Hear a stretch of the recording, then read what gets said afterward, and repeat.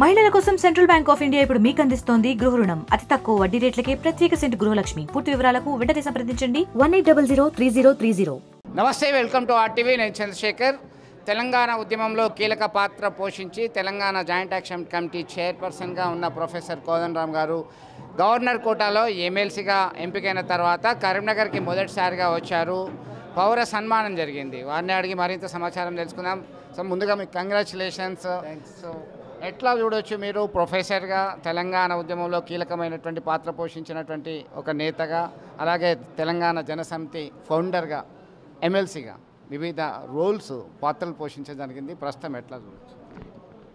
ఇవి ఏ పాత్ర పోషించిన లక్ష్యం ఒకటే, అంటే మనం ప్రజల సమస్యల పరిష్కారం కోసం చేతనైనంత వరకు మన ప్రయత్న శక్తిని ఉపయోగించాలి, పనిచేయాలి అనేది అదే లక్ష్యం కోసం.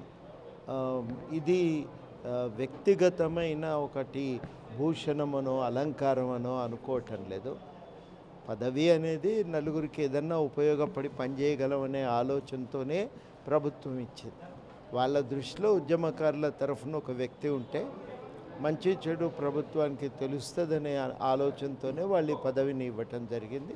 ఆ రకంగా ఒక వారధిగా ఉండవలసిన అవసరాన్ని గుర్తించి ఇచ్చిండ్రు. కాబట్టి ఆ పనిని చేయటమే, ప్రజల సమస్యలు ప్రభుత్వానికి తెలియజెప్పటం, పరిష్కారం కోసం ప్రయత్నం చేయటం, ఆ కర్తవ్యంని పరిపూర్తి చేయటం కోసమే కృషి చేస్తానని కూడా హామీ ఇస్తుంది. ఒక విద్యావేత్తగా నేషనల్ ఎడ్యుకేషన్ పాలసీ ఉంది. తెలంగాణ రాష్ట్రంలో సైతం ఎడ్యుకేషన్ పాలసీకి సంబంధించిన మీరు ఏ విధమైన అడ్వైస్ ఇవ్వబోతున్నారు? మేము ప్రధానంగా విద్య అనేది బాలల హక్కు, పిల్లల హక్కు. అది నిండైనటువంటి జీవితాన్ని పొందటానికి విద్య అనేది ఒక సాధనం. ఈ విద్య అందరికీ సమానంగా ఉన్నత నాణ్యత ప్రమాణాలతో కూడిన విద్య అందరికీ దక్కాలి. అది మనకున్న లక్ష్యం. ఆ లక్ష్య సాధన కోసం తప్పనిసరిగా ఒక ప్రయత్నం చేస్తాం. దానికి ఇదివరకే మురళీ గారి నేతృత్వంలో ఒక 10-15 మందిని కలిసి, శాంతా సిన్హా గారు, హరగోపాల్ గారు అందరం కలిసి ఒక రిప్రజెంటేషన్ ఇచ్చినాం. ఉన్న విద్యారంగ సమస్యలు ఏంటి, ఏం చేస్తే ఇది బాగుపడుతుంది అని. మేమందరం కూడా ప్రధానంగా పేర్కొన్నది ఏంటంటే, విద్యా ప్రమాణాలు బాగా పడిపోయినాయి. ఒక విద్యారంగంలో ఒక ఎమర్జెన్సీ లాంటి పరిస్థితి ఏర్పడింది. దీన్ని మనం ఎట్లాగైనా పరిష్కరించడానికి మనం సీరియస్గా ఒక ప్రయత్నం అయితే చెయ్యాలి. దానికి కొన్ని సూచనలు కూడా ఇవ్వటం జరిగింది. అదే స్థూలమైన దృక్పథము, అవగాహన వెలుగులో తప్పనిసరిగా విద్యారంగం యొక్క వికాసానికి మా వంతు కృషి కొనసాగుతుంది.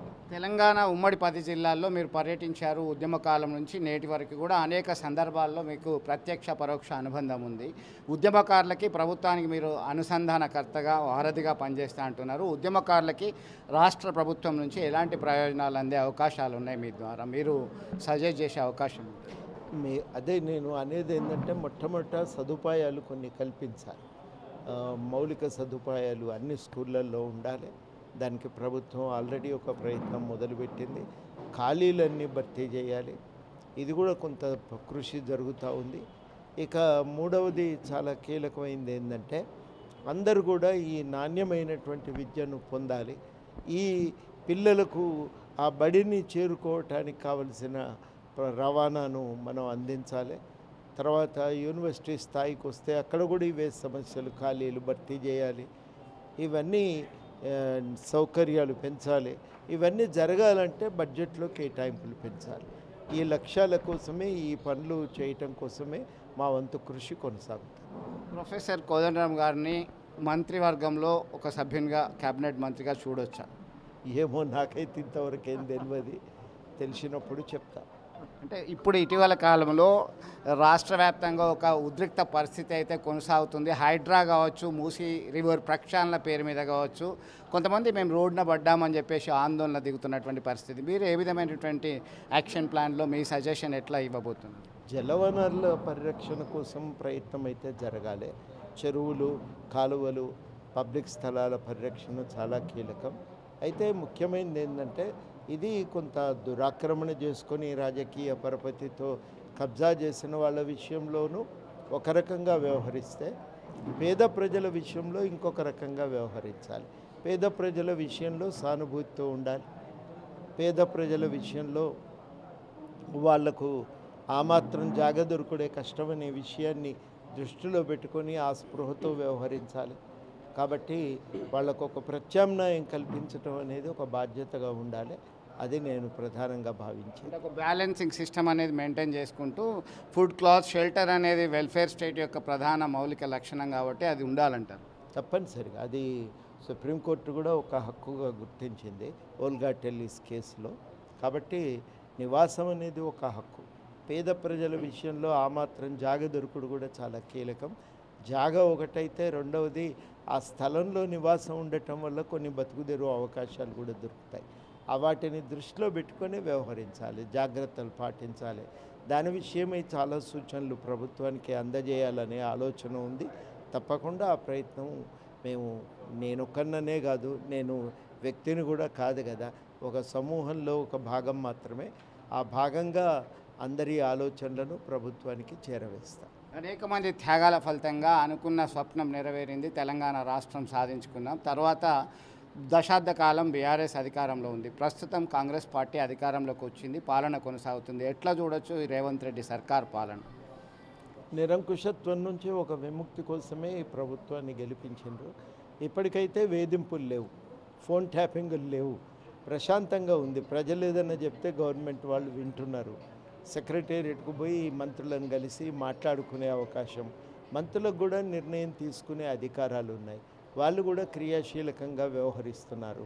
ప్రజల నుంచి వస్తున్న విన్నపాలను వింటున్నారు, స్వీకరిస్తున్నారు.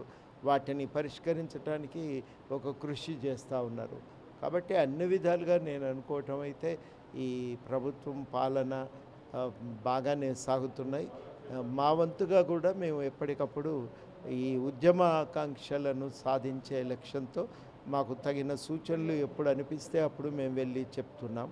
ఆ ప్రయత్నం కూడా భవిష్యత్తులో ఇంకా క్రియాశీలకంగా మేము కొనసాగిస్తాం. Thank you sir, thank you very much and once again congratulations sir.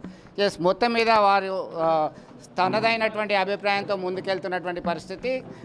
సర్కార్కు తమదైన సూచనలు చేయడానికి ఎప్పుడూ సిద్ధంగా ఉంటామనే అభిప్రాయం మాత్రం స్పష్టం చేస్తున్నారు. వీడియో జర్నలిస్ట్ సుమత్తో కలిసి చంద్రశేఖర్, RTV, కరీంనగర్ నుండి. మరిన్ని వీడియోస్ కోసం ఛానల్ ని సబ్స్క్రైబ్ చేయండి. లేటెస్ట్ అప్డేట్స్ కోసం వాట్సాప్ ఛానల్ ని ఫాలో చేయండి. అండ్ లింక్ డిస్క్రిప్షన్ లో ఉంది.